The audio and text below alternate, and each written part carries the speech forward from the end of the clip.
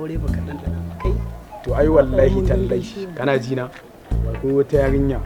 kwanan nan za ta yi aure ina gaya ma idan ba ka wallahi ina sai na bi ta kan yarinyar ne na fara ɗanɗana zuma kai ɗan iska ne ni Kai wani ganganci ne sa dama. kai Baka san matan nan bai. wallahi sai na hau Ai ka Kai, ɗanɗana malam ka ka- jiyo garɗin sosai. ne kyau ma kuwa Ba malam. a ce kai ka fara testing Allah wallahi mutum Ya ne hankali. a wani ya to haka ne akwai munafukai a areas ga wani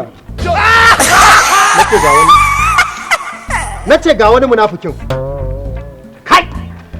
inna lillahi wa inna ilaihi raji'un kai anya yaran nan anya an yi addu'a kamun a yi lamari kamun a haife ka don ubanka an yi ƙarya kake idan sunna ce ta samar da kai dan sunna ne kai aure aka yi aka samar da kai ba za ka dinga tunanin yadda za ka taɓarɓara da tarbiyyar wasu matan ba yanzu in ba iskanci ba wato aure za ka yi amma sai ka yi testing wato sai ka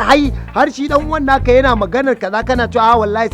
sai ka yi testing ko saboda shikenan mun riga mun zama yahudawa mun zama komai namu ya tashi daga addini ya tashi daga al'ada ba mutunci ba kunya yanzu kai in aka yi wata ka yar ba in ba za ka ji daɗi ba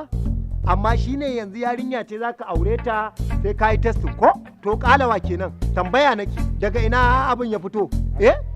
haka ne ko to gaskiya fi sabilillahi dole mu ta ganin yara marasa ji a yanzu saboda wani yaron tun a waje aka yo shi wala tun a waje aka gama kera shi kawai tana zuwa gidan furzar da shi tai billahi lazi furzar da shi tai ku ba za ku yi aure ba sai kun dandana haka ne to in ba ta yi muku ba ya za ku yi sai ma kuina dan ce ina hadda kai munafiki ne nai dan ce hadda kai ajiya ta aka ban kauce dan yanzu ma banda jaraba irin ta yara banda jaraba ina ma wannan yan dugudugun abin ma me za su yi wa mace yanzu ku iyaye kuna kallo kenan dan Allah dan annabi yarinya shi kenan da mutum ya zo da sunan aure sai sun gama barar da jiwa a waje sannan ku shafa musu fatiya